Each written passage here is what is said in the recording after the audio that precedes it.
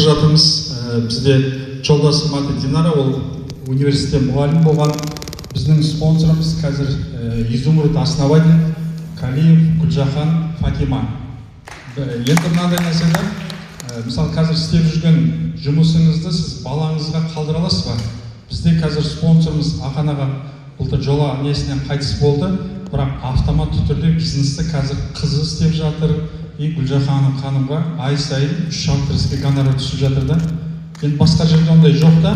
Сонда осы системада Алға Даймондта жүргеннің арқасында, MBA компаниясында істегеннің арқасында қазір біздің спонсорымыз айтады ғой, мыңда бір шүкір осы Алға Даймондқа, компания MBA-ға біз істесек те істемесек те ай сайын 1,5 миллионнан бізге түсіп тұрады.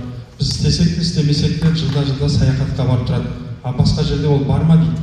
Қазір сіз істеп жүрген жұмысың тоқтап қалды, сіз шығасыз да басқа жерден жұмыс істеу керек, семьяны асырау керек дейсіз. Біз қазір рахмет айтамыз, біздің спонсорларымыз двойной бриллиант биыл Центральный Азиядан жаңа шығып жатыр. Қызырбек Бағжан, Қуаныш Белла. Біз енді Талдықорған қаласында бизнесті бастадық.